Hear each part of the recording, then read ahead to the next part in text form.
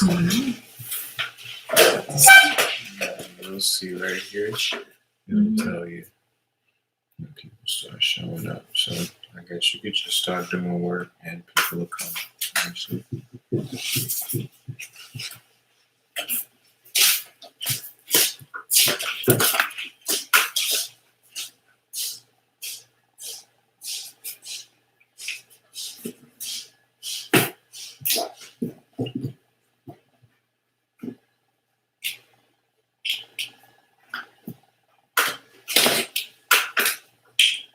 What's going on?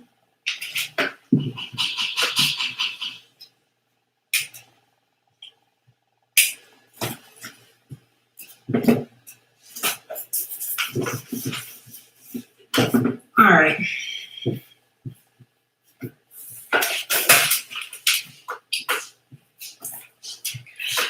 Math is all about numbers.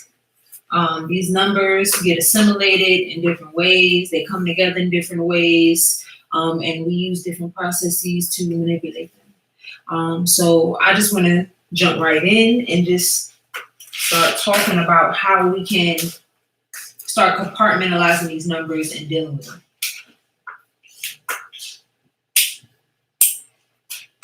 So if you look up the types of numbers, because there are different types of numbers, you will find that there's quite a bit of diversity and that there's all types of neat little diagrams that you can find that will show you how these numbers are broken up into different things. So,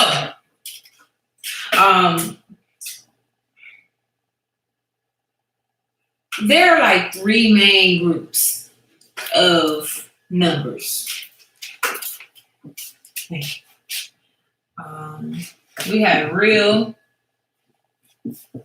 we have imaginary,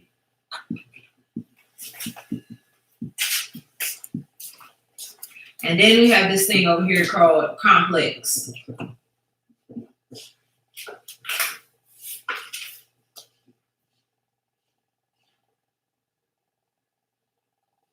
So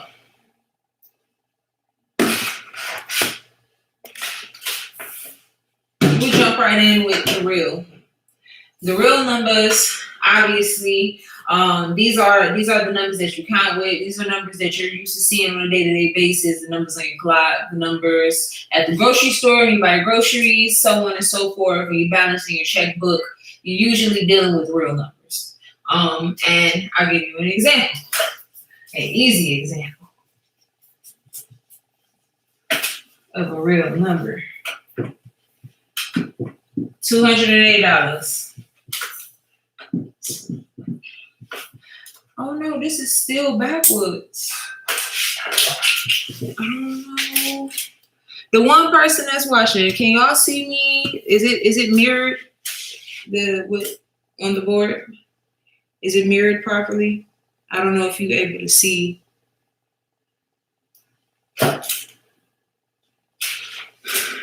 Just let me know if you can. Let me know, because that will help me out.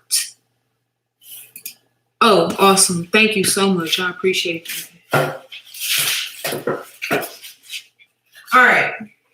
So if I had $208 in my bank account, and let's say I went a little overboard and I spent, I don't know, $210.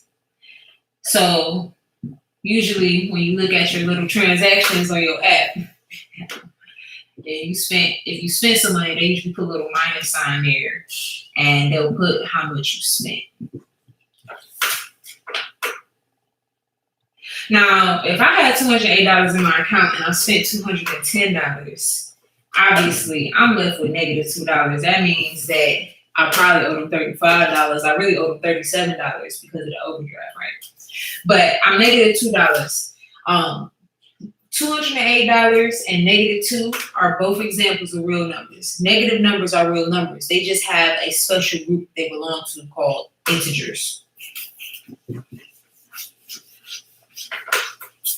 So under real numbers, I'm just going to start a little camp for real numbers. And one of the little camplings that go into the real numbers are integers.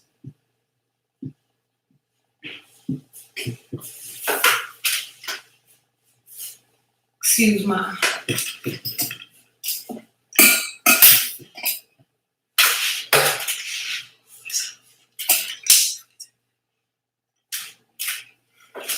Oh no, not I'm dark. It's just a little blurry, y'all. I'm trying to do this. Okay. So real numbers, we got integers. Bada boom, bada bang. But what is an integer? An integer is a number that can either be positive or negative. That's all an integer is. So I can give you examples of integers.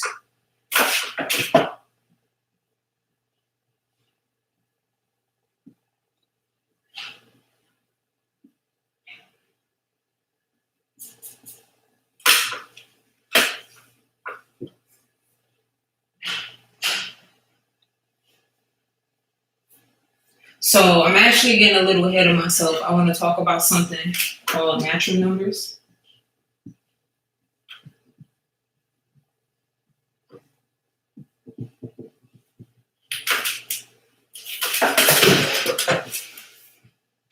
And hold this.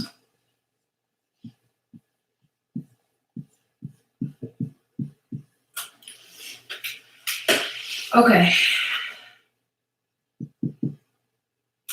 A natural number. A natural number is a number that is a positive number. All right. It applies to just the numbers that are positive. Simple. That's a natural number. A whole number is a number that is not partial and at any value. So decimals, fractions don't apply to whole numbers. We're strictly talking negative and positive whole numbers. So negative 30,000 or a positive 300. These are whole numbers. They're not divided in any way. They don't have any fractional auxiliaries and nothing like that. So natural numbers, positive numbers only. Whole numbers encompass natural numbers as well as integers. And remember, integers are obviously negative numbers. Not negative numbers in whole, but they encompass negative numbers as well as positive whole numbers. All right. Y'all have a break. You guys want to drink from an amethyst bottle and feel the protection of the amethyst crystal infused into your waters? Go to trapwithoracle.com and place your order for your water bottle. Each water bottle is going to come with the amethyst crystal inside of it, as well as like a black holder to make sure if you tip it over, it falls over on a table, that it won't crack and break. So you'll have that as well. trapwithoracle.com. All right. So anyway, integers, like I said, they're whole numbers, but they also encompass negative numbers. But whole numbers encompass both natural and integers. So let me update my look.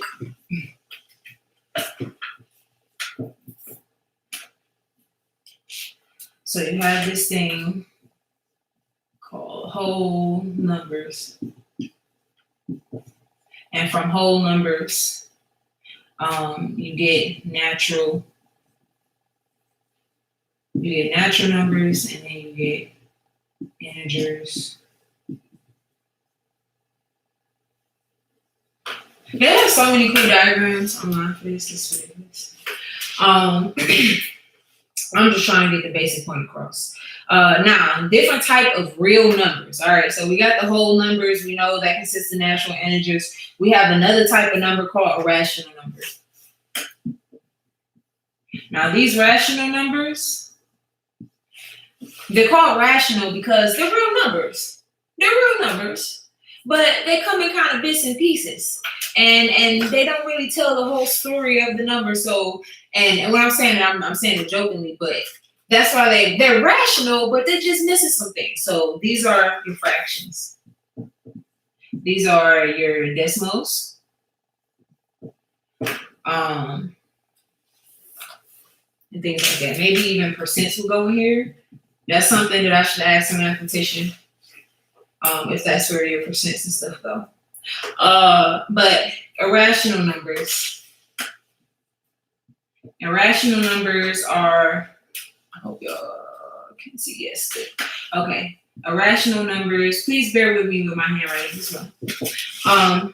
Irrational numbers are these real interesting things in mathematics because when you start getting into irrational numbers, you start getting into nature and how nature has it and sees it. And these rational numbers do not hide the laws of nature at all. And nature is completely irrational, as we will find out as we continue these lessons. And it is true. Actually, right now, what I'm doing is the water is a skincare product. The water bottle is a skincare product, and I'll tell you how. Because I'm sorry, I didn't went on a tangent. But let me take a break before I get into irrational numbers. Salvation. You can go to ktthearshipreading.net to get salvation. But before we can even get into putting things on our skin, let's talk about what we put in our bodies. One thing that I think helps me with my skin is how much water I drink. It is inherent in me. It is automatic. It is something I don't have to make myself do. I just make sure I drink my water. So it begs the question, what kind of water are you drinking, girl? Because if your skin looking that good, then you have to be drinking some excellent water. And the answer is, I drink different kinds of water. I drink distilled water a lot. And I also look to certain spring sources to get my water. But I think the most important thing that I've been doing with my water is putting it in the proper containers, using more glass, which is why I have these, okay? When you're drinking your water out of glass, when you're protecting it from the sunlight and things like that, it makes a difference. So, especially when you're talking about assimilating yourself with the sun and doing all of these conscious things, you want to make sure what you're drinking from is also just as powerful and just as powered by the sun.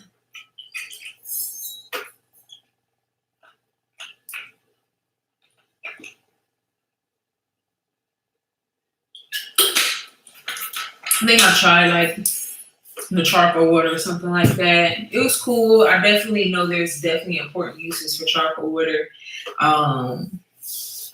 But spring water I drink, kind of when I'm out of town, but mostly I do distilled water.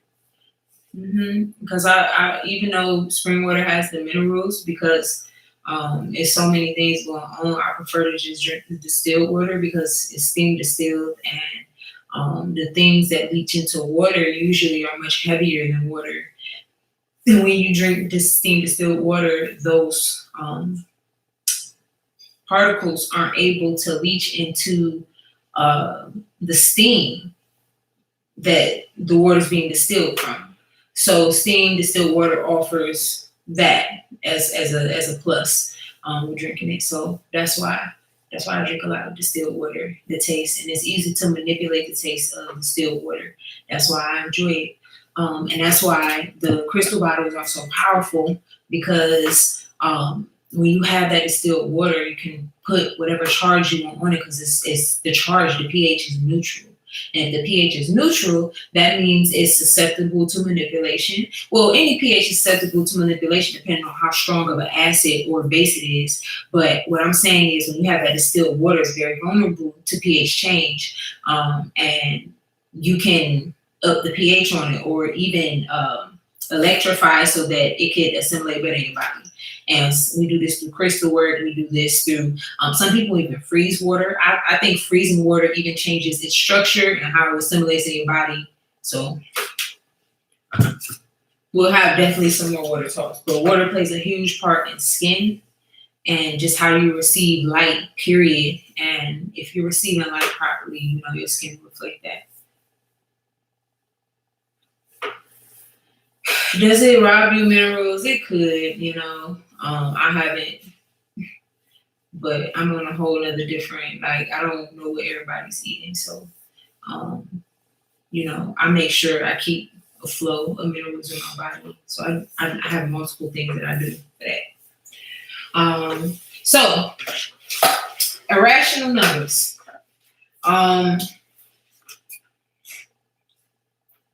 Irrational numbers are tell you about nature. So that's why you're saying like the distilled water and all of that. So irrational numbers kind of is like a way of explaining that, because sometimes even though you think certain things would do one thing, it really can be quite cleansing. Distilled water. That distilled water can cleanse you. But examples of irrational numbers. Well, first of all, let me give you a definition. A rational number is a number that it just goes on and on and on. It's irrational. The name is exactly what it is. But this is when you're dealing with fractions and decimals that don't have an ending. And very popular examples of this, we just had Pi Day on the 14th, of course. So we have things like pi, right? I love pi. It's cool. When we get into trigonometry and things like that, pi comes in handy. It's really fun, especially dealing with radians. So we have pi, and then we have, what is it, phi?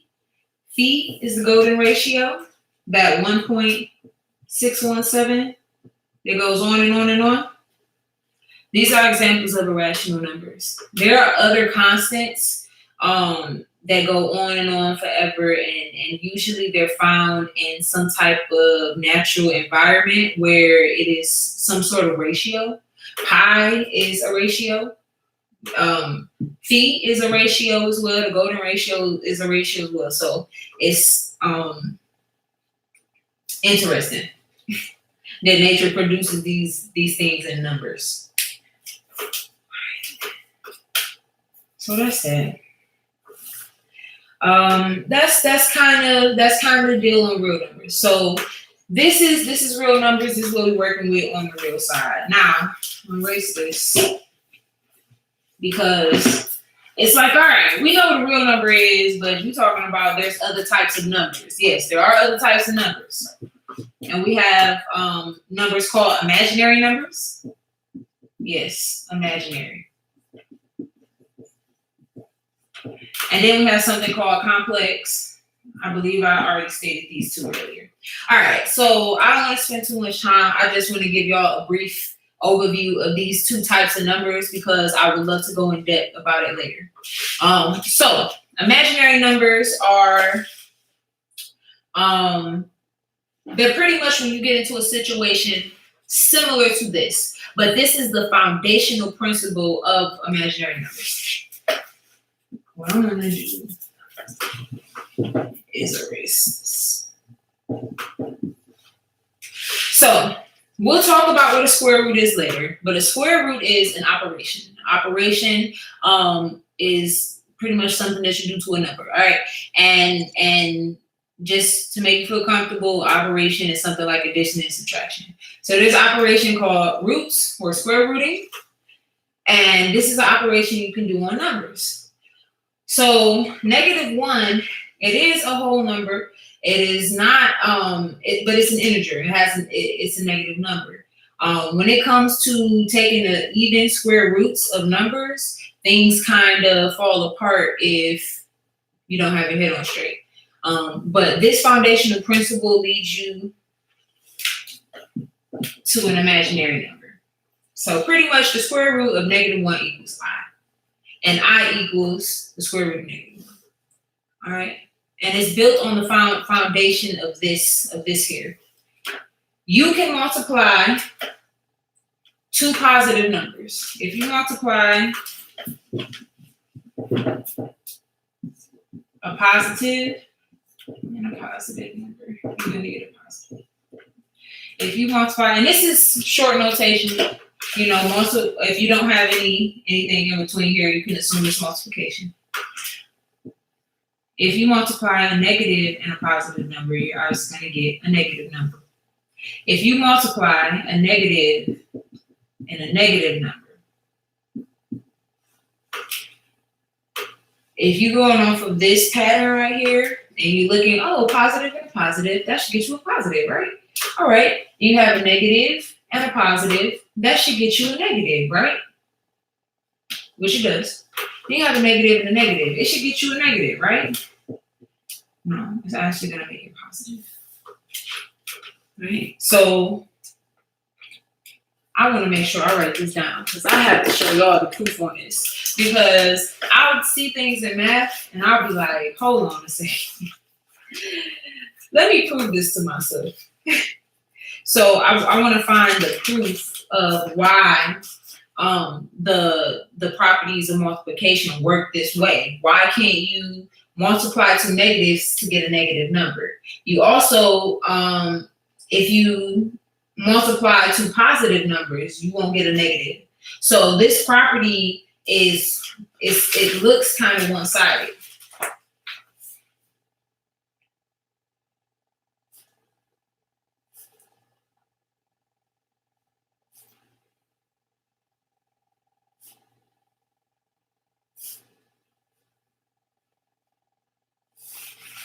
All right, so it's based off of this situation right here that these imaginary numbers come to be. And it comes down to when you take in the square root of something, and this is a general rule for even square roots. This is a general rule for even square roots. Again, I'm going to go in more depth on another video about this because I just want to get into numbers past what numbers are. This is just basic overview. But when you get into the numbers of, let's see, when you get into taking the square roots of these things, even though we know it's I, let's say, for example, I had a square root of positive 1. So we know square root of positive 1. So it's like, you know, those who know what a square root is, we know that the answer is 1. But if you study math a little further, you'll really know that the answer is not 1. It's really plus or minus 1. And for very long, drawn out reasons, because we know this, because we know that the square root of 1 is plus or minus 1, that means that the inverse operation of a square root, which is exponential. So when you look at a number like 4 squared, this is an exponential. That's an operation. Just like plus or minus or addition and subtraction or multiplication and division, this 2 floating up here is operation and it's exponential. The notation of an exponential, this is really quickly, I'm going to come back to this, but just real quick. That's the notation. Whatever this number is, this is how much is being multiplied by itself. So 4 times 4.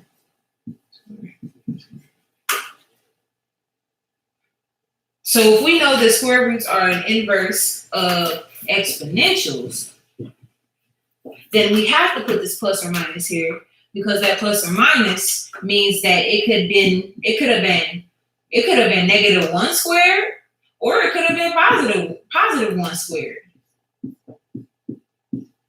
And you still would have ended up with a positive 1, which you could in turn square root. And you know you would have to say that it's plus or minus 1 again.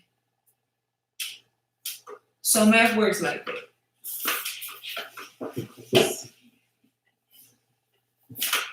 But because we have this situation here, it does not work the same when you put this -1 here. It completely messes it up. You cannot say plus or minus 1 because, like I said, those mathematical properties. You can multiply two positive numbers and it won't ever make a negative. And it's because of that. So that's why we have I. And as a matter of fact, it is plus or minus I in this case. So square root of -1 is plus or minus I. But this is the foundation of an imaginary number. All right. Last type of number.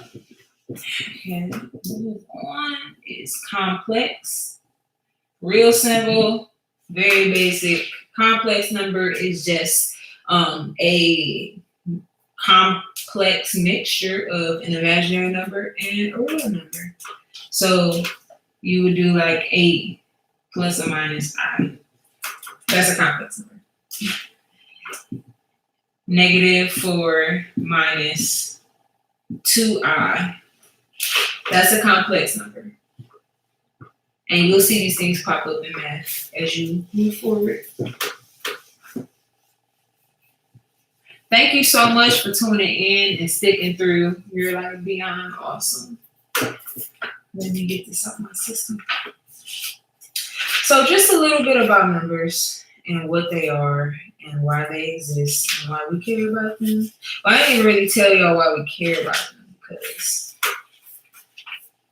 it's too many reasons why.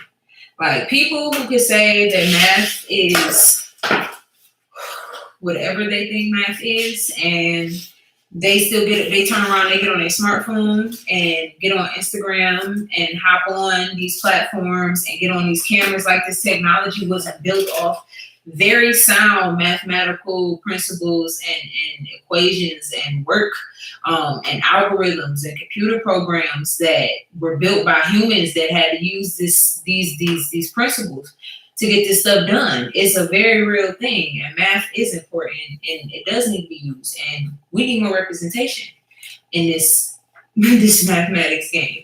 And it's crazy because we are getting more representation, and I'm still going to fight for more because it's important for us to know how to do this. Like it needs to be a standard amongst us to know how to do certain things. And I think math is one of them. And if we on that subject of what we need to be doing as a people, and have a basic foundation of all around, language as well needs to be a huge thing that we re-immerse ourselves in. Mm-hmm. Every other culture knows at least 2 languages, bilingual, even quote unquote immigrants that come up here. They know 2 languages. They do. They're bilingual. They know Spanish. They know English, and we know 1 barely. So it's good to start immersing ourselves in different language, even the mathematical language. That's a language. You know, mathematical notation is at this point universal, based off of Western and you know how Europe and Western, you know, scientists came together. They created notations. They sat down, and now you can follow them, and you can speak to people in math. So it's like we need to start learning these forgotten arts because they are a part of us. They are real, and I think we start finding that we a little more nerdier than we try to act like we are. Like the hoodies dude would be very interesting in some of the most technical things because you will find that they have knacks for certain things. So we shouldn't ignore those things. We should express those things. All right. Enough of the rant. I want to take a second too to talk about my women's retreat. I have 6 spots left. So 4 women have already registered for my retreat. I cannot be any more excited or grateful or humbled. And now I'm like, woo, man, this is really happening. We're really doing this women's retreat. But just a second about the women's retreat. It's going to be down in St. Croix, Virgin Islands. It's an all-inclusive retreat. We're going to be down there for 7 days in a Caribbean-style villa. Ladies, y'all are going to want to come on this trip. And it's really a trip that is honoring the ancestral history of the island, particularly the women. That's why it's called 4 Queens Paradise. And The history on this island is powerful. I think it's necessary for women to engage in sisterly activities on this island because the energy is right for it. And it's going to open up a lot of things for us. But I'm looking forward to many things on this retreat. We're definitely going to be doing some hiking, so get ready to get down and dirty. We're going to be doing foraging. We're going to be picking things wild in the forest. We're going to be using those things back home at the villa. Definitely some pool days. Going to get your tanning in. And I want to say this too because the retreat is for grown women. You know, you got to be 18 and up to come, but the retreat will, it's going to be very free. So women will be allowed to, be nude on the property. The property is private, and it's private enough for you to be nude if you would like to get your sunbathing in, because I'm an advocate of sunbathing. I'm an advocate of getting your body in the sun and doing right by yourself in that regards, and stop letting society tell you how to nourish your body. So that retreat is about that. Again, also in honor of those queens, the 4 queens, which I'll be doing on YouTube separately about that as well. So if y'all want to learn more about the retreat, I don't want to give everything away. If y'all want to hit me up, ladies, y'all free to do that. You can hit me up at trackwithoracle@gmail.com. That's trackwithoracle@gmail.com. Or you can email the company email at lovegreenlife. That's LU as in under, V as in verified, greenlife@gmail.com. And hit me up with questions about the retreat. Let me know if you guys want to go. We definitely, registration is still open. And you can also visit greenlifetr.com. That is greenlifetr.com. Greenlife, T as in travel, R as in retreat.com, if you want more information about all of our retreats going on, right? So I'm excited for that, man. I'm excited for St. Croix. I'm excited for the ladies getting down there. I'm excited for the drums, for the beach, for the sand, for the food. Oh my God, all the food that we're gonna eat, and it's gonna be legit. I can't wait. And I definitely have some surprise activity. That's why I said I don't want to give it all away. But I got some surprises in the works for y'all too. All right, so moving on. Operations.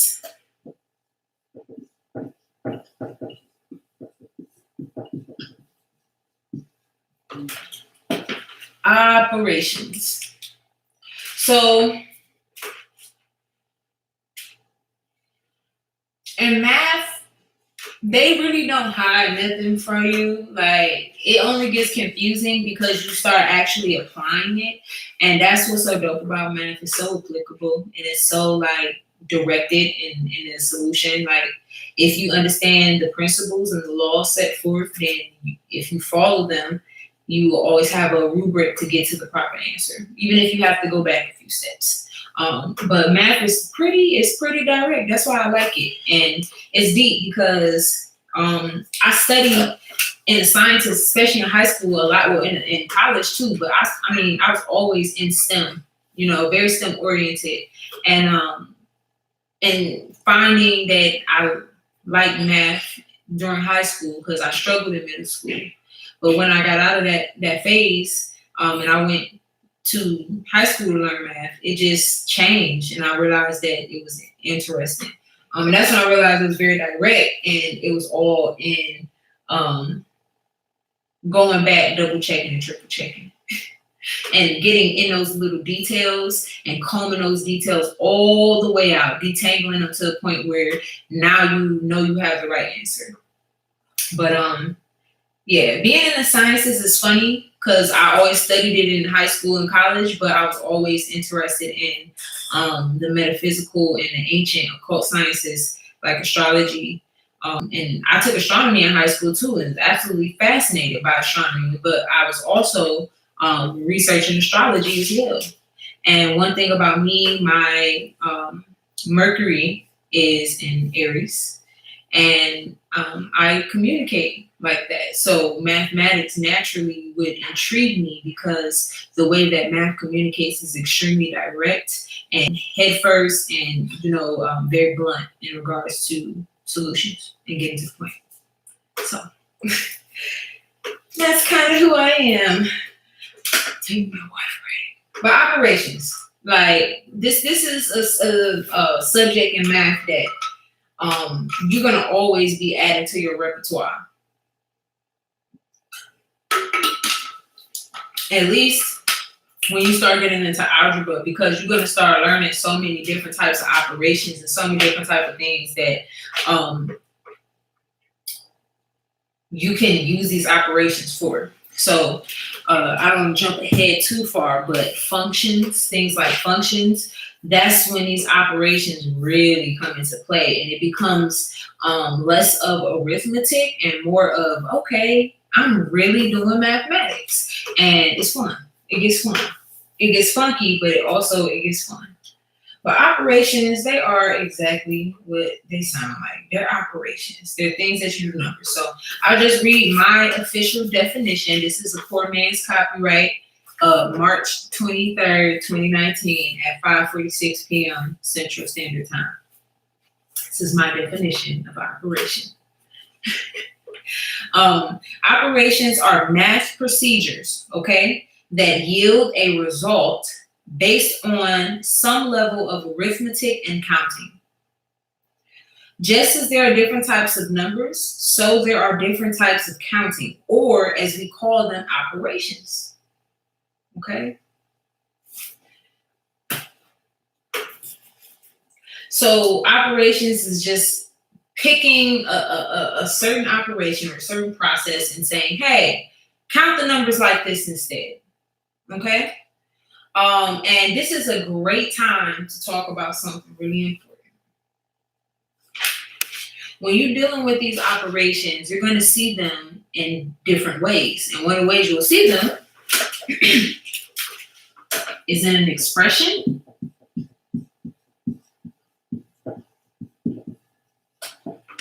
or you're going to see it in an equation.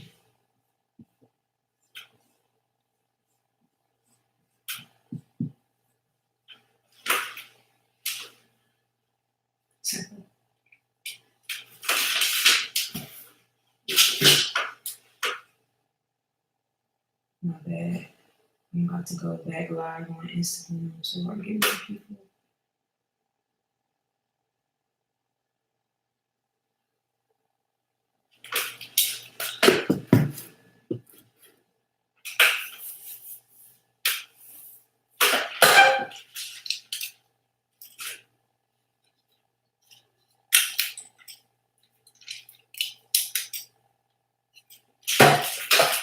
All right. Oh, boy.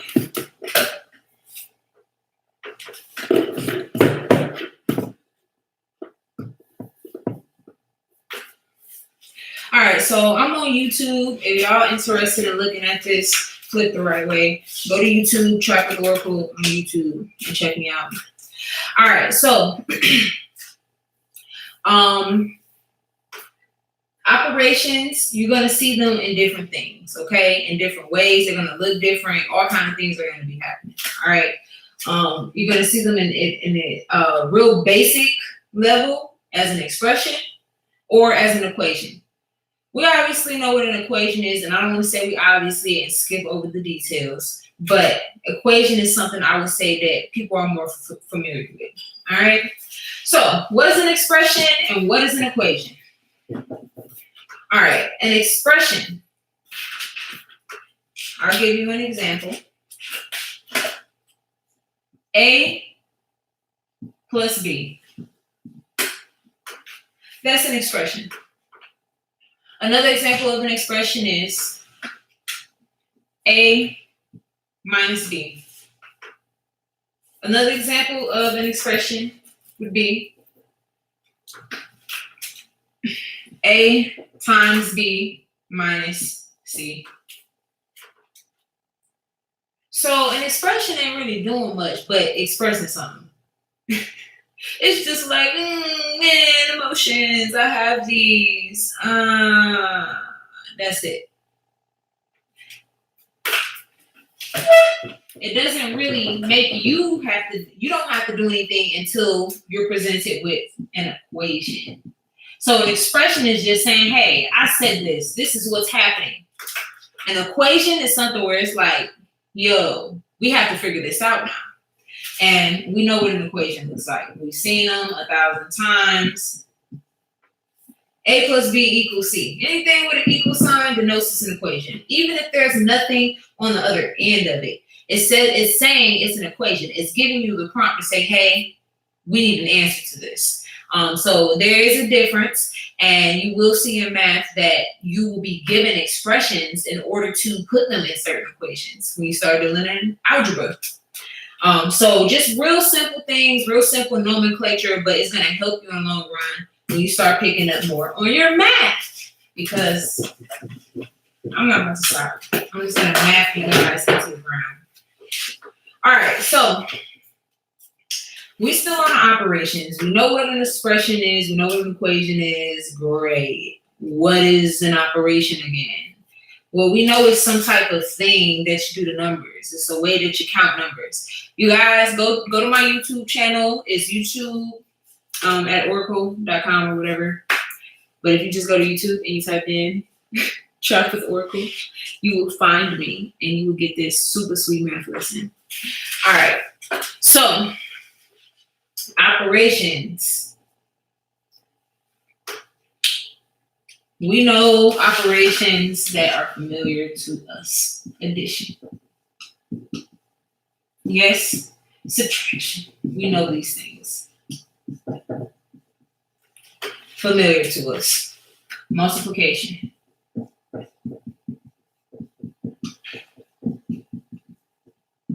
Division. Why am I writing it like this? Why am I doing this like this? Because in the long run, what you're going to find out is that addition and subtraction are the same thing. Especially when you start multiplying and dividing integers and things like that, you're going to find the same thing. Multiplication and division are the same thing. I'll give you an example of operation and its inverse, which we'll talk about in a second, that you may or may not be familiar with, which I talked about it just briefly before.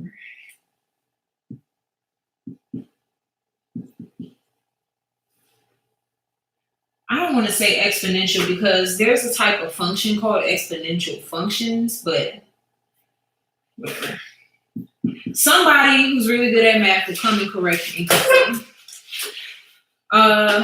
Exponential, and then we have roots or square roots.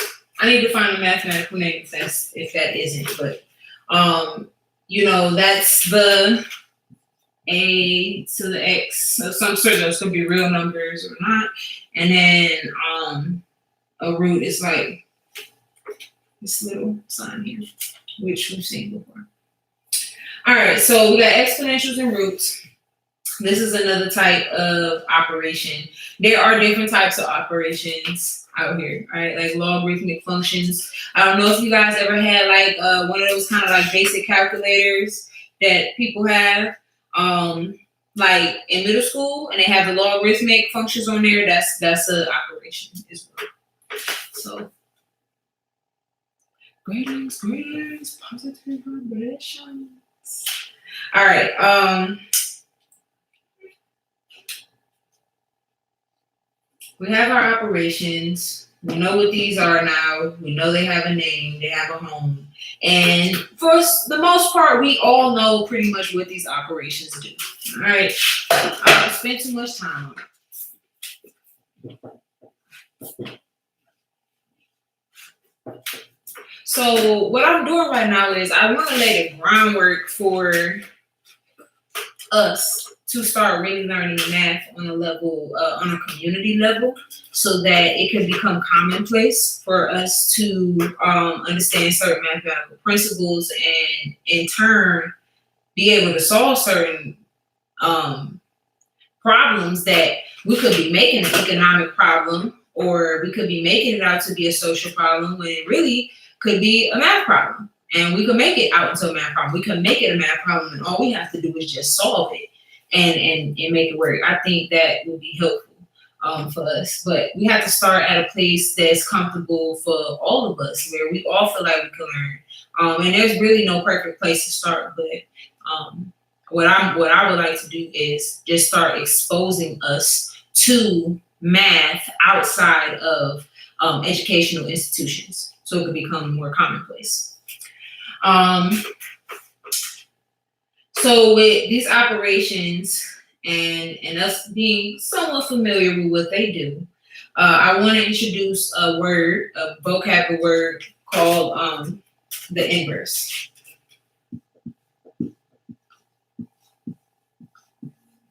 Such a cool word. But the inverse is reversing an operation. We know what an operation is. Or you could also call it or say that it's the opposite operation from the original, and which is also true. So if you think about it, addition is the inverse of subtraction. Because if you think about something, if you think about it this way,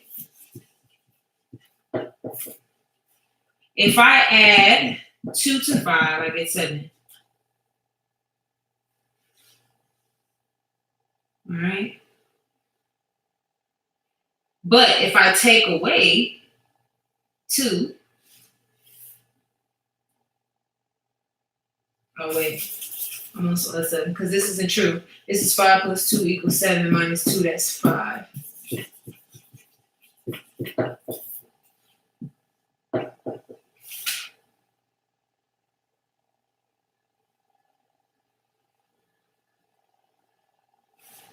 All right. But if I wanted to get my 5 back, I would have to do what? I would have to do the inverse operation of what I started with. So if I started with a positive 2 to get the 7, then I would have to do a negative 2 to get back to my original 5. Sorry, my 5 look like S's. Put dollar sign. All right. I hope I didn't confuse y'all. But that's the inverse. That's the inverse. And you're more than welcome to think of the operations as such. You're more than welcome to think of them as such. Think of them as opposites of each other. Think of them as being able to undo what the other has done. But you have to just be conscious of knowing which inverse goes with which, like I said, we know inherently addition and subtraction go together. We know inherently multiplication and division go together. So, but each one does their thing. All right. We learned about operations. We know what the inverse is.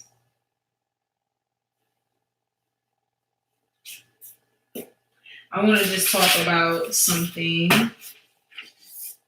before we get into some actual algebra, because I do want to start talking about algebra before I get off.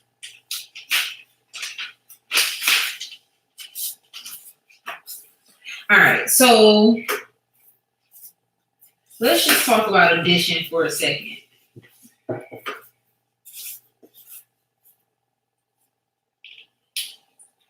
There's a property called, I believe it's called the property of addition or addition property. It's probably in this book somewhere. But there are some properties that go along with these operations. And these operations depend on these properties to do them properly when you have multiple operations going on at the time. So that's when you get into things like the order operations, all right? These order operations are built on these properties that these different operations have. So addition has communicative properties and things like that allow certain things to be added and don't allow certain things to be added, all right? So real basic, if I have, and this is a very, very basic algebraic principle as well. But if I have 2 apples in a basket, and then I put or added 2 more apples to the basket, I will have 4 apples, right? Of course. But let's say I got 2 apples and I want to add it into the basket with 2 oranges. Come on, man. Get it together.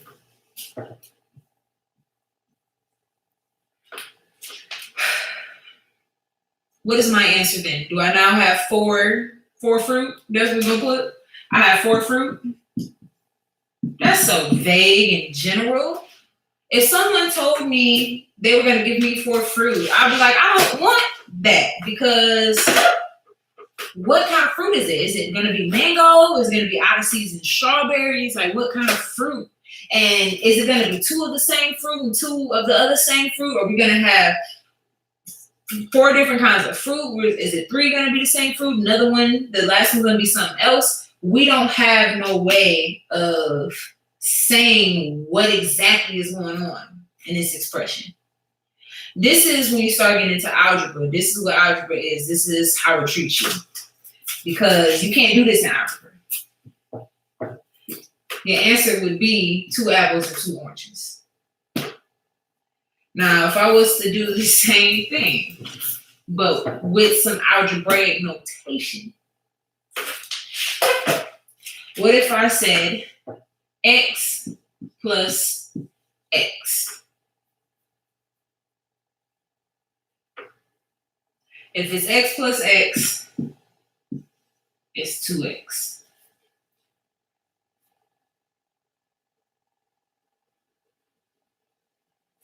But if I say x plus y, x does not equal y. At least we haven't been given that information yet. So we have no idea. And we just have this expression here. This is as simplified as it can go. All right, this is the basis of algebra. This is stuff that we need to start learning, because if we get over this, then we can start getting into the calculus aspect. And calculus, with that, we will open our minds to I guess how the world works on a more systematic way. And I think it is helpful to have that view and that outlook, because now you can start seeing how corporations and huge bodies move when you start dealing with higher mathematical principles. All right. All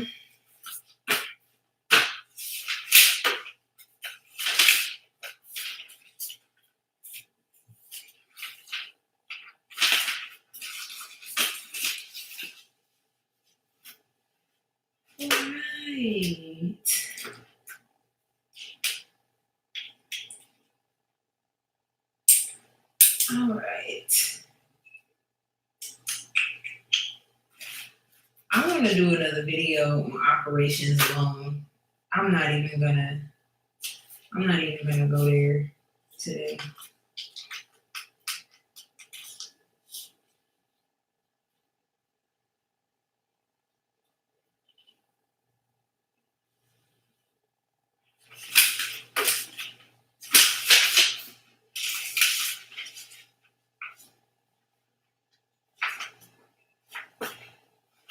All right, so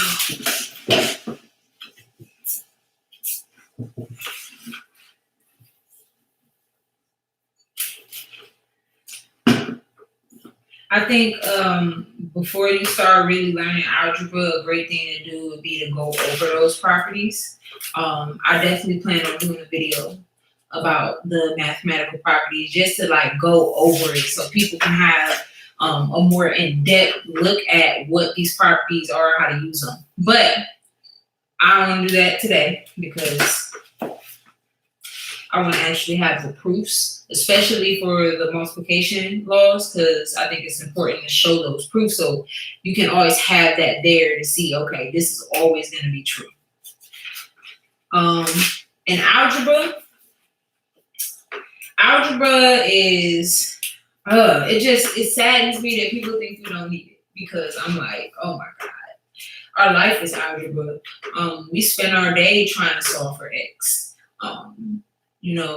And whatever function that we choose to put, X in. But to me, algebra is a science or a type of math that you use to figure something out. You're trying to find something. You're trying to find a missing variable. Ding, ding, ding, ding, vocab word, variable.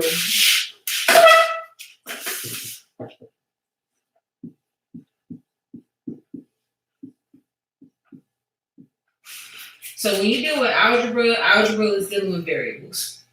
All right, whether it's 1, 2, 3, or however many, there's going to be variables involved. There's going to be, and a variable is something that is either unknown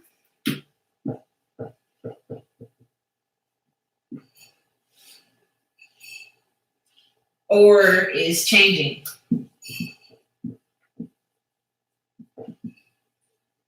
And you might ask, okay, well, how is a variable going to change in algebra?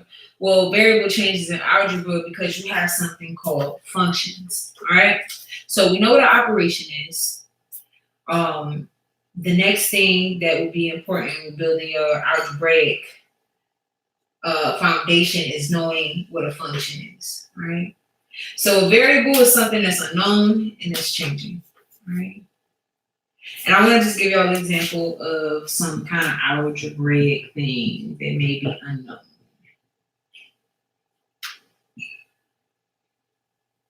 So let's say this is some kind of expression for my happiness, right? Let's say on Mondays, my x is going to equal 5. But on Tuesdays, my x equals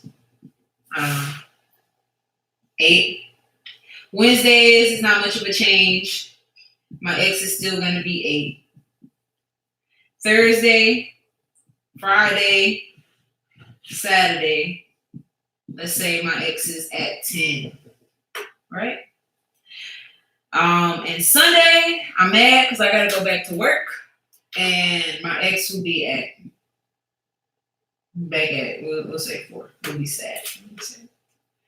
So this is just a small example of how when you're dealing with algebra, things can change based off of certain stipulations, right? In this case, it was the days of the week changing. So that's a variable. That is a variable. All right, a function. This is where it gets fun. Very fun. All right, so we have functions. Function is real simple. It's something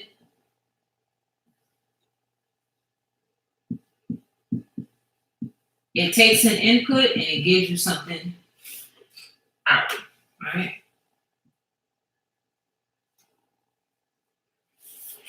That's all the function is. It's ridiculously simple. Don't get caught up in all of the fluff. It is what it is. A function is a machine. You put something in, you get something out. Okay? In math, you have to create some kind of notation so people know what you're talking about. So in math, the way we communicate this is very basic, like this.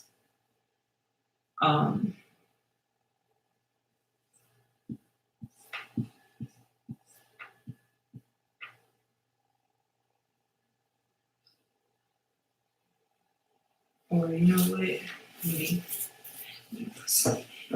I'm even gonna hit y'all with the F of X today. So let's just take this last little expression we had. I have this expression. Let's say F. All right. So x minus 6 equals y. Okay. In this case, this is our machine. This is our machine like this. And in this case, x is what we're putting in. So we're putting an x in, and then we're going to get a y out. All right. But remember, the function is x minus 6. Simple, simple dimples, simple dimples. All right, so that's a function.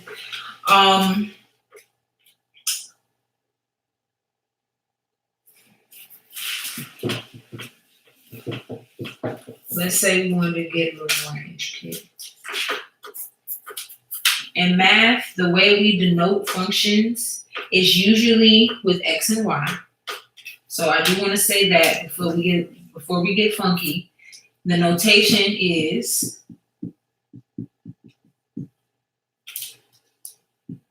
and this is traditional notation. This notation can and will change as you start to study, because they will start to use other letters other than X and Y. Don't let it deter you. Don't let it discourage you. Just understand that these are just different letters, and they usually represent an important part of the storyline, all right, or important part of that function. So as opposed to when X, they might use T, and the T may denote time, okay? So don't get caught up on that. Just know that they use certain different letters at some point. All right, so it's X and it's Y. All right, generally, when we're dealing with regular algebra, we ain't going too far off the deep end. Generally, X is going to be your input.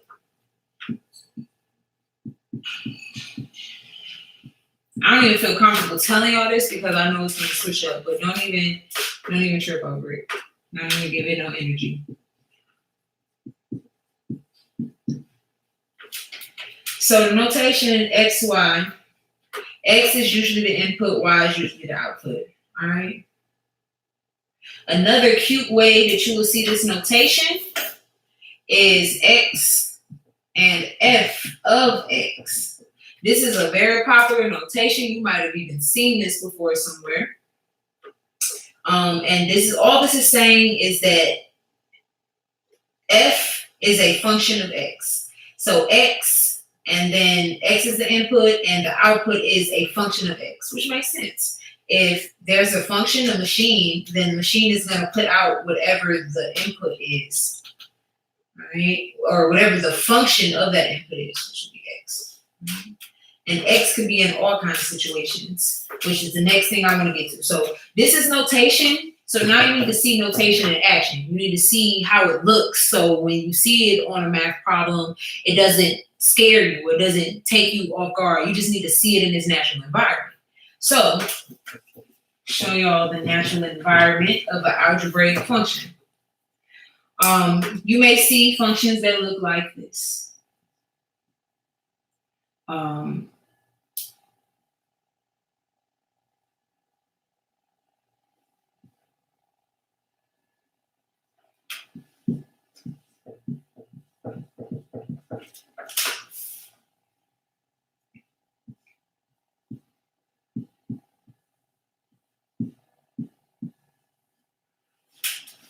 Okay.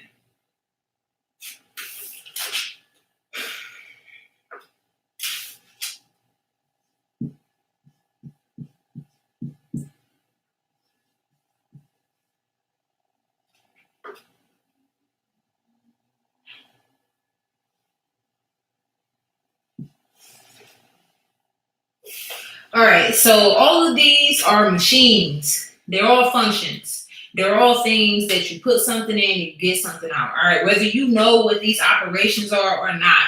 Logarithmic is an operation. Logarithmic f of x equals log of x. That's a function. This is an operation within a function. All right, the log operation. All right, and this you see, this is obviously multiplication. When you see the notation like this, you can assume it's multiplication, right? Minus 5, we know those operations, but these are functions. This is what they look like. This is what they look like. Now, just want to make sure because I don't know if people are writing. But what I like about math is that it has already kind of compartmentalized these functions and made them kind of just put them into their own groups. So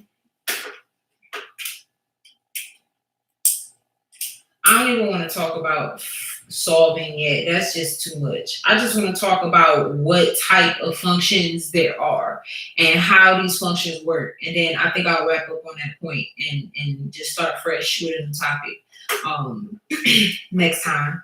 But these functions, they fall under different categories, okay? And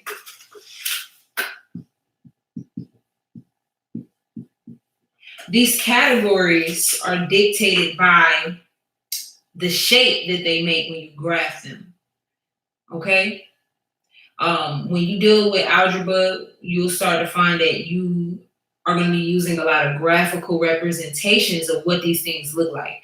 This is when math starts to become fun, but it also gets tiresome because you have to do a lot of work to create this representation of what this mathematical thing is trying to tell you. But functions are pretty much divided by how they look on a graph, and that's not exactly true, but that's a basic way of me saying it, you know. But there are things in a function when you look at the actual equation that will tell you what it will look like on a graph. Right? So you have your linear functions, you have your polynomials, which are so fun. I can't wait to get into these with you guys. You have your polynomials, you have your logarithmic,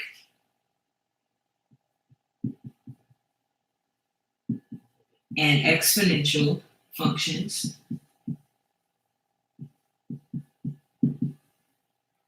Okay.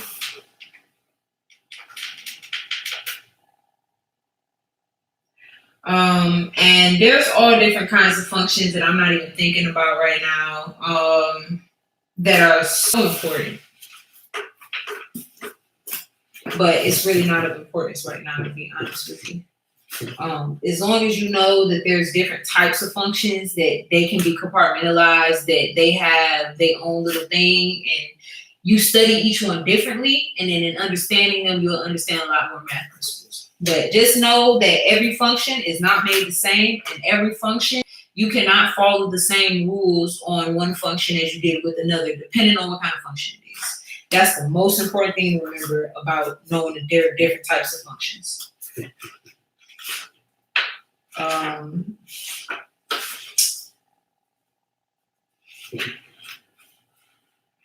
Yeah. So you have functions with absolute values in them. We know absolute value is this type of thing here. So f of x equals this. I'm sorry, I don't know the mathematical name for these things, so you'll have to forgive me. I've studied math like a long time. I'm getting back into this, and in me sharing this, I'm going to be learning with y'all as well. So I do want to stop and take a second to encourage y'all. If y'all have any questions about math, if y'all want me to go over your children's homework for them or something like that, send it to me. I'm more than happy to do that. And you know, I won't be giving out no answers if it's homework, but I will show you how to do these type of things. But send it to me, trappersoracle@gmail.com. I would love to do a video about it. I would love to do a video showing y'all how to, you know, take advantage of some of these simple things. And this, if not for anything at all, do these exercises to keep you sharp. Print out a little worksheet page. I do this from time to time because it keeps me sharp. It keeps me in the mode of, hey, listen, you study science, you do math. This is something that you do. This is something you're passionate about. And this is something that keeps you sharp. And you should do it. Along with reading, along with being out in nature, definitely sharpen up on your STEM skills. All right. So I'm going to be learning with y'all. I'm going to refresh my memory on different types of functions, but it's many, all right? A lot of times in algebra, in basic algebra, they spend a lot of time on polynomials because polynomials, they have so many real life applications that I don't think a lot of us want to admit they do, especially the people who are in the math classes in college, they're learning these things. They might not want to admit that, you know, but the truth be told, it helps you. It helps you to know algebra and how to solve for X. Right. So these are functions. These are types of functions. I think I'm going to start at the linear, and then what I'll do is I'm just gonna do linear functions, and then I'm gonna see where we at. And if I have time, I might start on polynomials. But I'm just gonna make sure I give y'all a basic definition of what a linear function is. We know what a function is. We know what operations are. We even know what an inverse is at this point. All right. So if you don't know already, you need to go. This video is going to be posted on my page. It's going to be here. I know it's going to go crazy and get a lot of views after the fact, because it's like I said, we need us talking about this type of stuff. It needs to be us talking about it. It needs to be us articulating at these levels. And then we can build from there, and we can go real crazy with the math, go differential equations, and just start getting into all these different disciplines that can really help us solve some issues. All right. So linear functions, man. Linear functions. It's like the basic function that can get thrown at you, all right? Every function, by the way, that gets compartmentalized has its own rubric that goes along with it, okay? Its own little bones that you can study those bones, and then when you look at functions that might look a little off or something like that, you go back to those bones and say, okay, it matches these bones. This is the kind of function it is, all right? So let's get started. A linear function. A linear function is defined by, again, the shape that it makes on a graph, but a linear function is basically telling you, hey, this is a function that is telling you how to graph a line in a certain direction or orientation on a two-dimensional plane, all right? Don't take it no further than it need to be. Just process each word as it comes, and just know that it's nothing more than what it's saying. It's a linear. It's just saying, hey, on a graph, this is the direction it's going. All right? And the way that we see that, the bones or the basic structure of a linear function is y equals, I'm already messing up, mx plus b. By the way, I'm off the dome too. I have some notes written here, but nothing that I'm saying is nothing I've actually wrote down in quite some time. So bear with me. If y'all see something that might be off, let me know.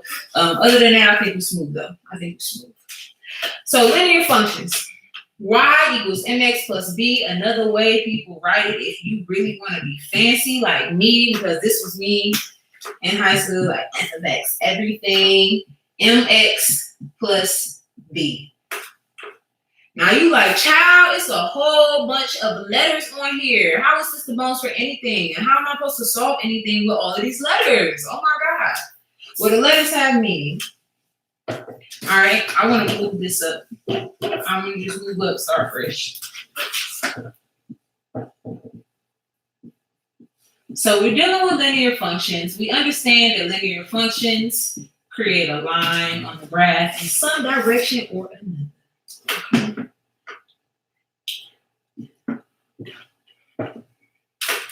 And we know that linear functions has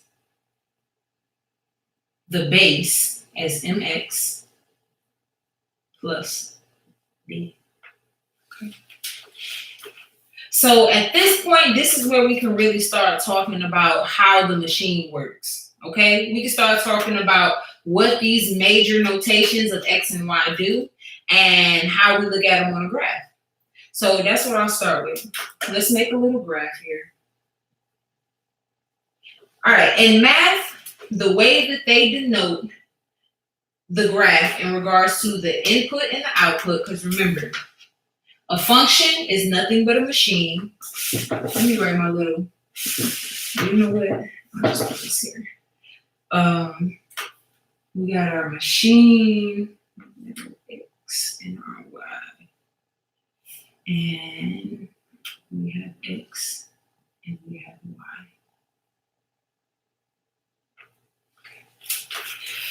So you'll see x and y written like this. This is to denote that x is the input and that y is the output. That's all that this is saying. This is your input and this is your output, or these are coordinates. Okay? So let me go back. Let me slow down. Let me ease up on this. When you're dealing with a function. If you're looking at it in the equation form, you can understand that x is the input, which it is because it's input into this equation, right? And y is on the other end of the equation is what you're getting out, which is your output. Okay. When you are doing algebra on this level, when you plugging in x's to get y's, or maybe even y's to get x's, right? Because that can happen too. What this is saying is, hey, at this point x, this is where your y is going to be. And oftentimes, many functions, there are special cases that we talk about, but in there, are many functions that they're always gonna be different. So that's why you have a function, because a function tracks change. It gives you it gives you an output for each input, but it also can track the change that's happening or occurring. Right? So for every x, there'll probably be a different kind of y. Right? So in math, when you have a graph, we usually say that the x is the horizontal line and the y is your vertical. Okay.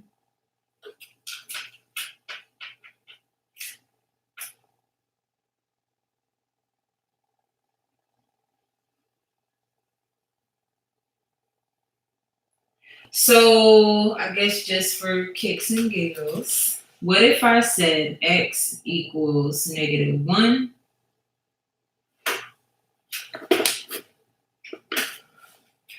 X equals -1 as well as 2 and let's say 5. And I say find y values.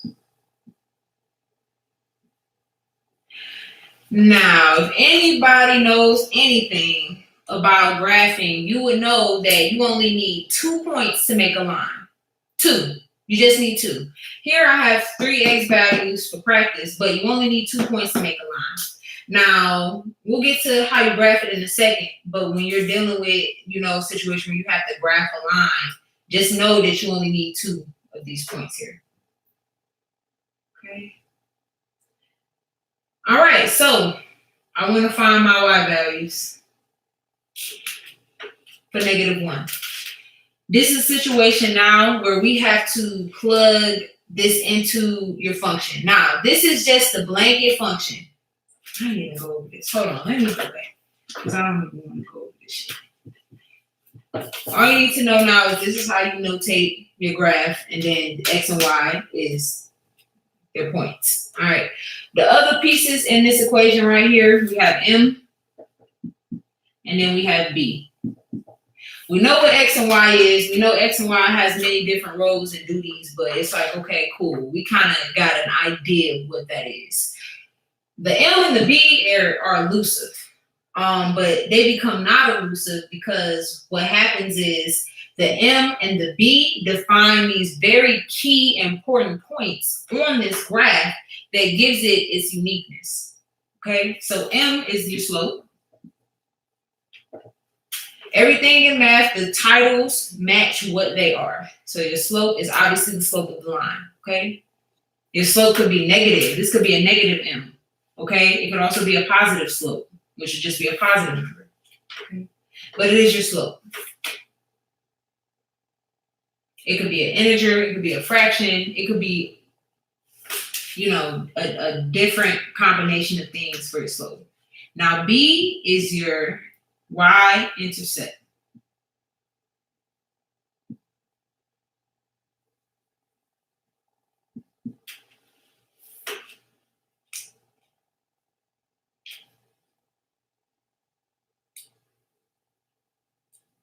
Oh, you know what? This is actually, I think it's your x-intercept. It's your x-intercept. My apologies. B is your x-intercept. B is going to tell you where the graph is going to intersect x when y is 0.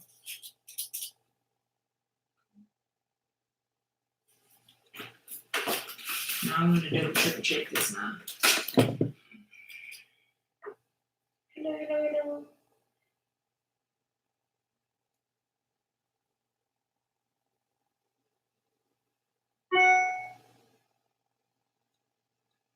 I told you I'm gonna be learning this again with y'all, so I have to pick this up.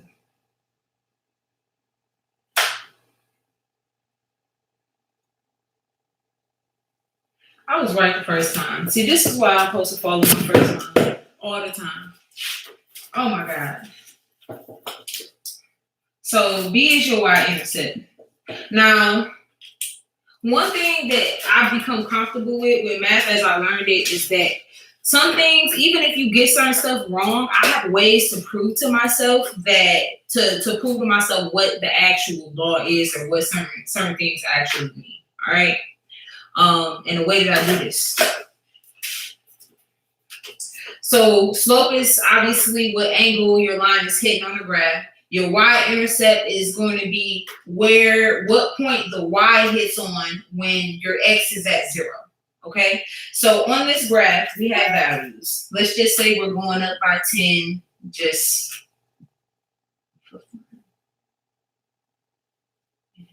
two, three.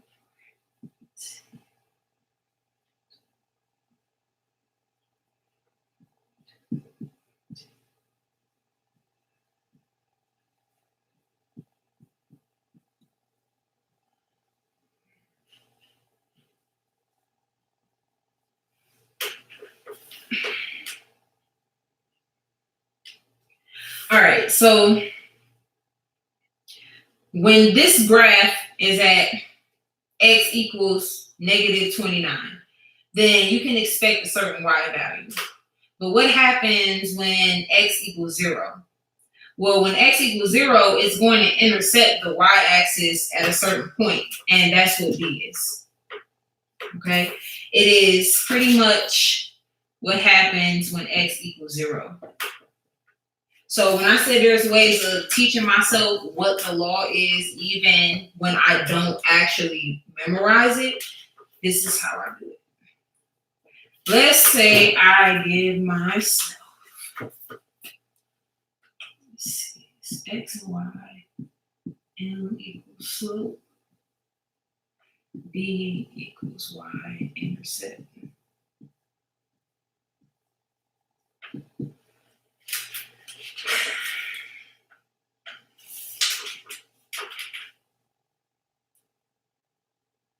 Okay. If you remember this notation, then this shouldn't scare you.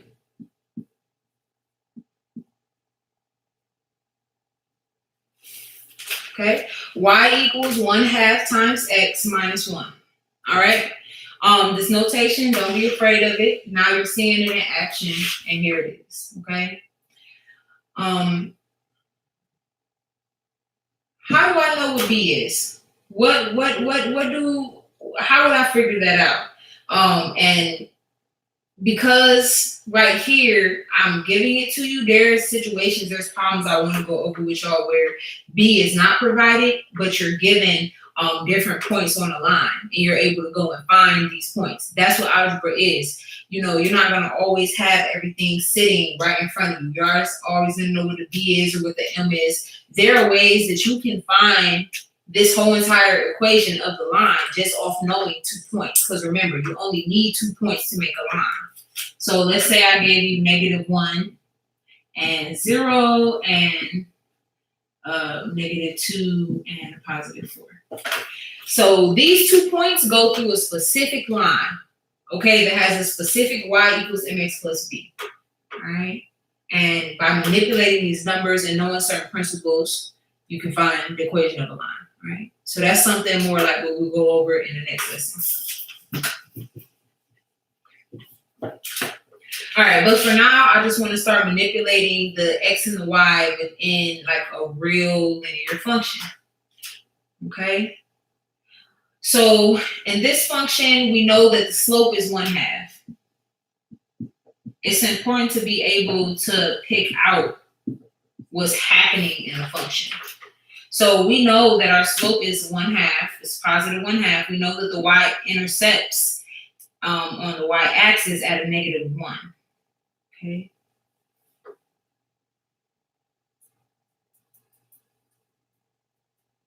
And if we only need 2 points to actually graph this, because we're about to graph this right now. If we only need 2 points to graph this line, then if you actually think about it, and you take a second, you will find that you already have one of the points here. If y equals 1, this is what this is saying right here.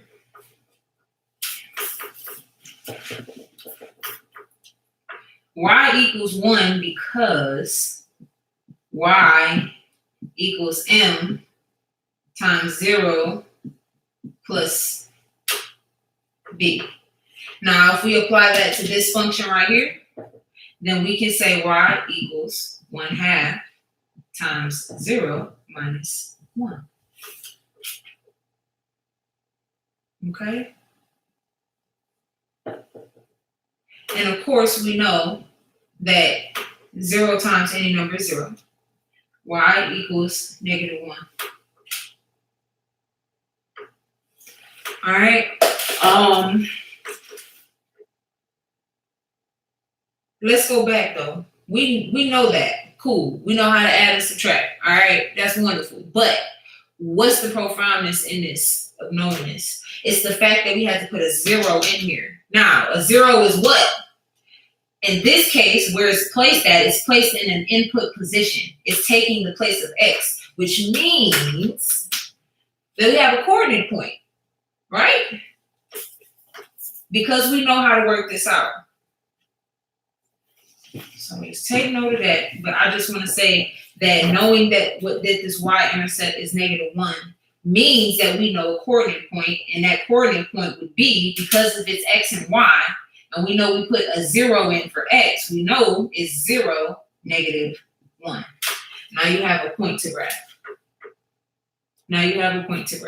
It's as simple as that. Okay. Now, in regards to getting another point, how do we do that? Well, we have everything we need. We have an equation. This is where we start getting into the laws of functions and why you can only do certain things with functions, types of functions. When it comes to linear functions, all bets are off. There's nothing that can hold a linear function back, okay? Linear functions, there's something in algebra called domains, okay? And before we go ahead and graph this, let's talk about domains for 1 second, because although it's not gonna apply in this case, it will apply when we start learning about other functions. So a domain is exactly what it sounds like. Again, another very direct word in math.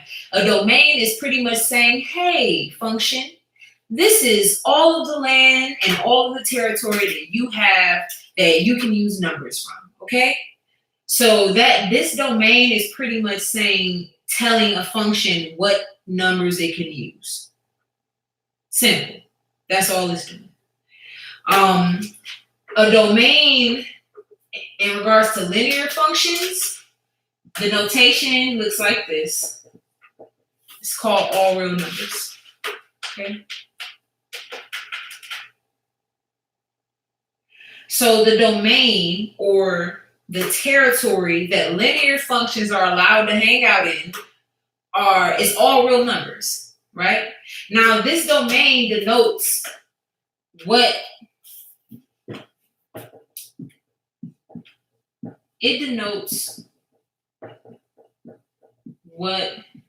you can use as x values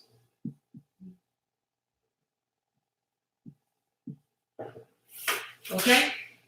The domain denotes what you can use as x values.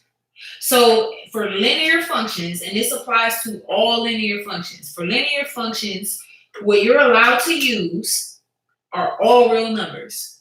And we already said what a real number is. It could be a rational number. It could be a rational number. It could be an integer. It could be a whole number. It could be a natural number.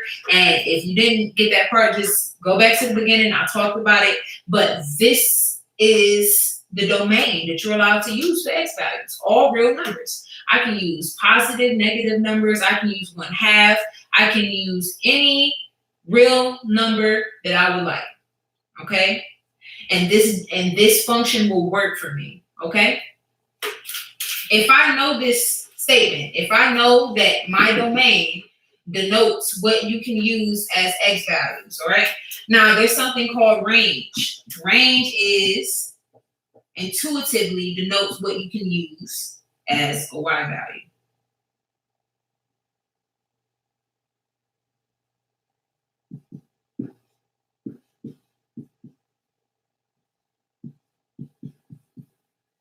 Okay. This gets a little funky. This has its own stipulations, especially if you start dealing with inverse functions, but it's not something that we're going to get into now. Because it's not as important as the domain. The important thing is to know that the domain denotes what you can use as your x values. All right, and it's important to know that linear functions specifically, you can use all real numbers. You just need to know what a real number is and you can use it, okay? So in knowing these principles here, and in knowing how to break down a linear function, and we have our linear function y equals 1/2 x minus 1, I believe that's what it was. Okay, we have that. All right. We also have a point that we found because we know what the y-intercept is, and we know it's 0, -1. So we know this. We just know we need another point. We know that much. We definitely need to have that.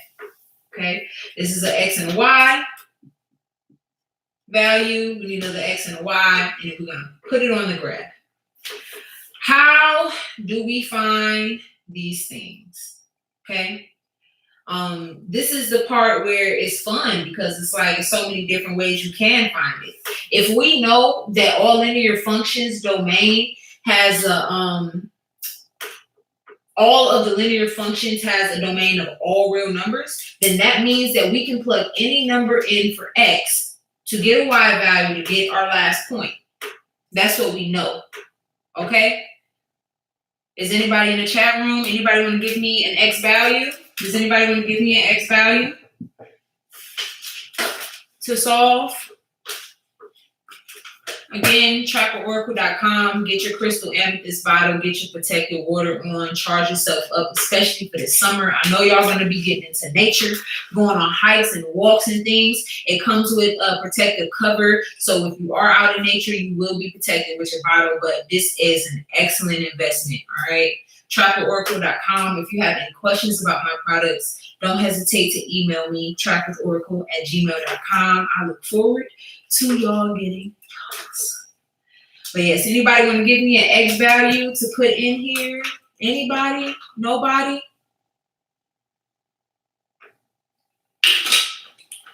I understand if y'all might be driving or something, you know. But I'm just going to go ahead and pick any x value, okay? Because we know we can use all real numbers, right? So if I can use any real number, I mean, I can use fractions, decimals, negative, positive. I'm just going to use, I don't know, some random x value. Let's say I'm going to use 8. X equals 8, all right? That's my number I'm going to use. So if I know x equals 8, then I need to plug x into this function here.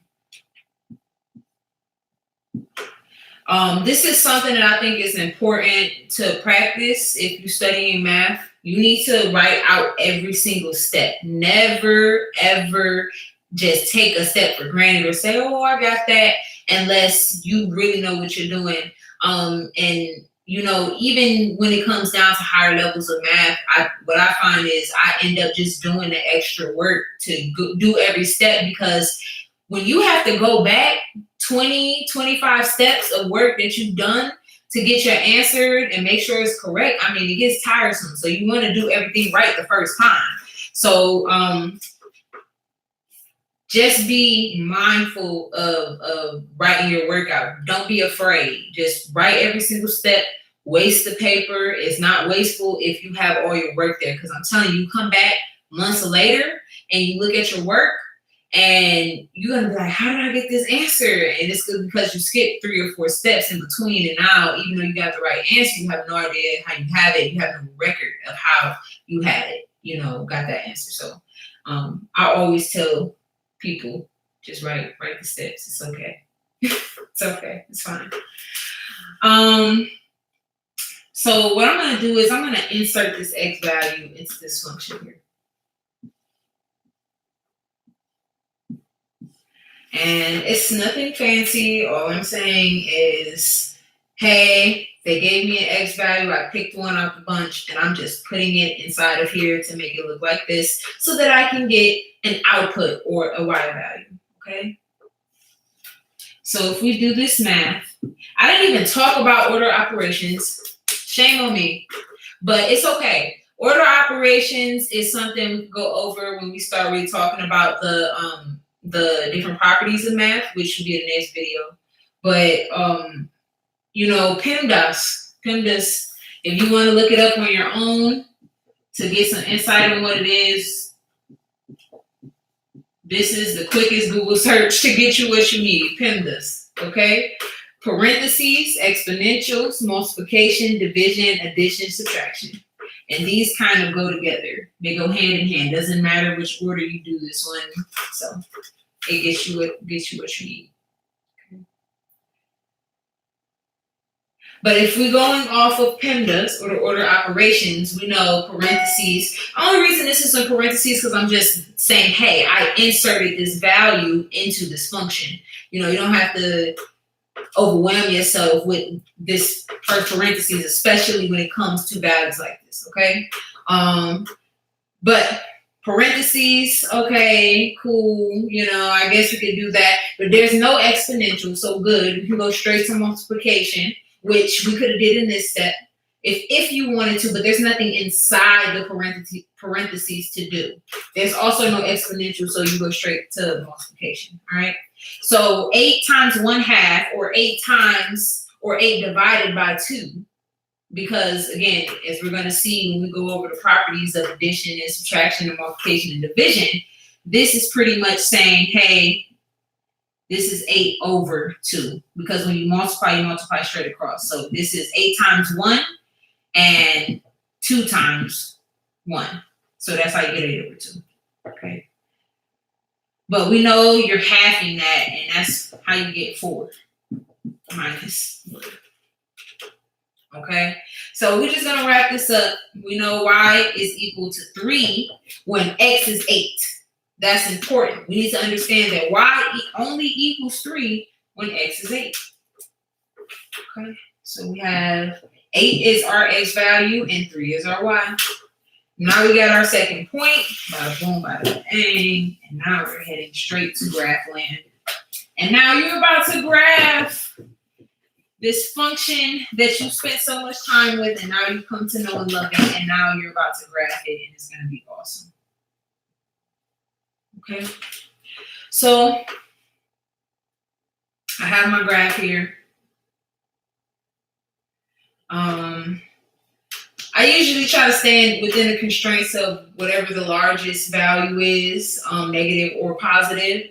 So in this case, it's 8. So I'll probably just do my graph up to 10, maybe in each direction. So I guess we'll do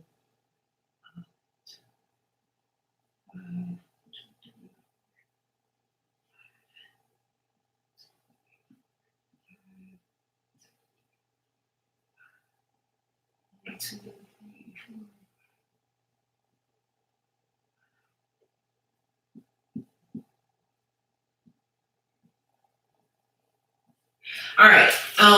Usually you could make it all pretty and put the numbers here and stuff like that. In this case, I'm just telling you, this is my x-axis this is my y-axis. Always make sure I label. And then I'm giving you some kind of number line rubric. You know that this is the positive and the negative going this way. And you know going down, this is -5, that's +5. Okay? So graphing, once you get to this point and you have your points here, is simple, especially when you're dealing with linear functions. All right, so we're going to start with our first point. Again, I'm just going to reiterate the fact that in math, the notation is xy. So this first number is an x value, the second number is a y value. Unless otherwise noted, you can assume this. Okay. So we have an x and a y. So our x value is at 0. Again, this is our y-intercept. So we start at 0 on the x-axis. That's where we start. But we go to -1 on the y-axis. Well, if we know the x is 0, we just stay on the 0, but we go down -1. All right, and that's how we get our first point. We got our first point over here. All right, the next point, we have an 8 and a 3, both positive. So we go 8 down, or 8 to the right on the x-axis. So we know this is 5, 6, 7, 8. So we don't stop there. We just put a point there because we know we have to move. But the y dictates if we move up or down. And because it's a positive, we're going to move up 3. All right. So it's 8, +8, +3. So we have 1, 2, 3. Now, usually you have the fancy graph paper. You can connect them a whole lot more prettier. But this is a basic idea. This is all you really need to know how to, graph these. So I'm matching up on 8. I'm matching up on 3. I have both of my points on the graph. This is how you do the line. You just go through. I'm sorry, I'm not super fancy with the swag, but you get the point. And that is your line. And we know a line always goes in both directions equally and infinitely, forever and ever. Okay.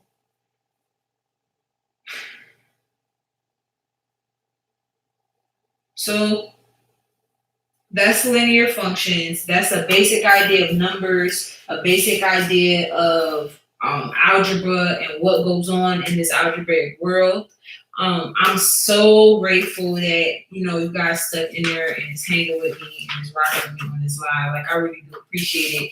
This is something that I'm really passionate about. I love math, and I've spent a long time instructing and tutoring, with children and just people of all ages, honestly. So I'm hoping to pass this off and through social media and get more into it that way. So thank y'all so much. I will leave y'all with this. If you guys want to practice at home how to graph these, because all I taught y'all was how to graph. Next time, we're going to go over linear functions. And we're going to go over some addition and multiplication properties. But we're going to go back to linear functions and talk about how you can build your own line just by knowing 2 points. Okay? So we'll talk about that next time. But if you guys want to practice graphing your own lines, you can try these at home. And I will go over these on my next video at the beginning. But try these at home and see how you like them.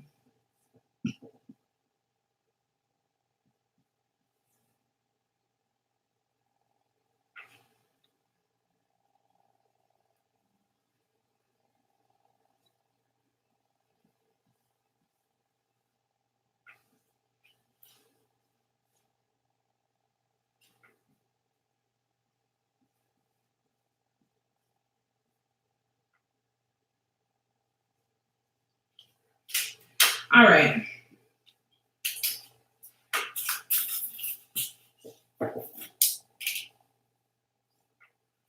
Okay, so we got y equals 3x minus 6, y equals 16x plus 2, and then we have y equals 100x minus 20.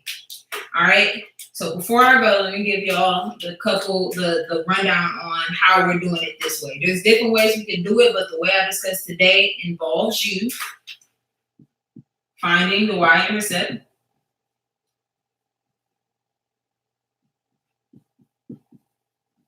abbreviated, but you want to find your y-intercept, okay?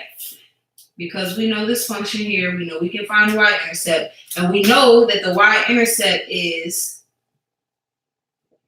when x is 0. So I put in parentheses 0, comma y, so that you'll always know to put a 0 in for x to find your y.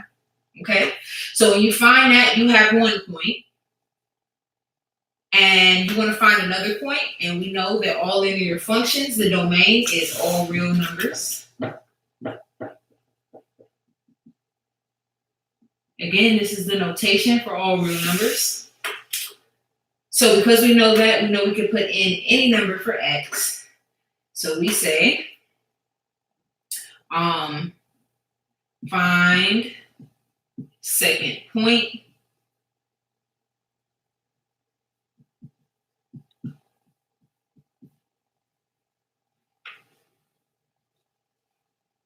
by substituting. I don't want to put substituting. That's not a good word to put.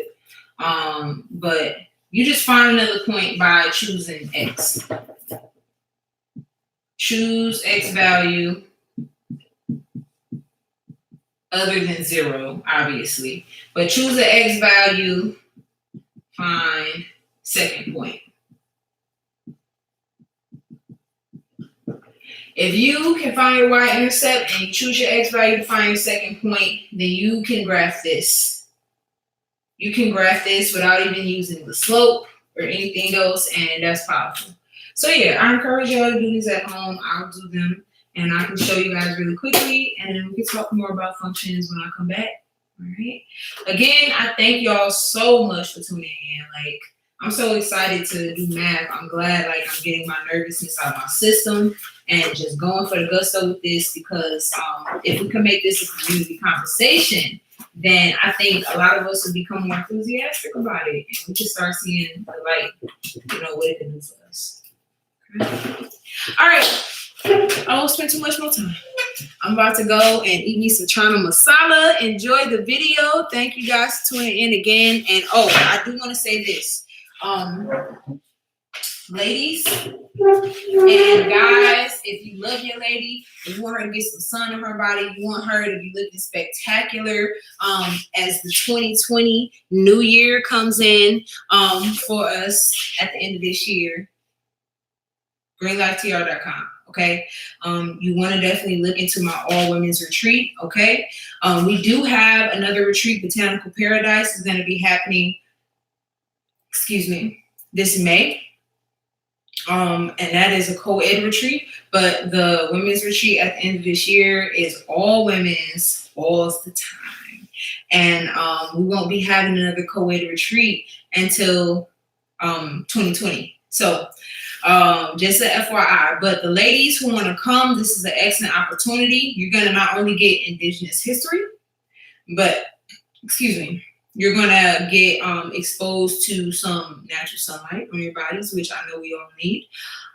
You're also going to be getting all your food included. It's an all-inclusive retreat. So you're going to be learning how to cook and also eating really good as well. We're going to be doing activities at the beach, and then I have a host of spiritual activities that we're going to be doing as well. That's going to be for team building and for personal growth. All right. So I'm looking forward to that. I hope to see all my ladies there. Again, I thank y'all again for coming. I can't thank y'all enough. I had to get this out. I had to break the ice with this and just make a move on this math thing. So I appreciate y'all coming out.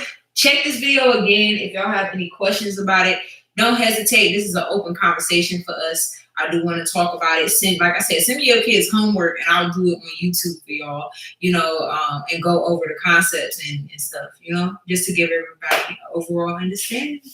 Again, thank y'all for tuning in. Go to traveloracle.com. If you want to come on a retreat, go to greenlifetr.com. That's Green Life Travel.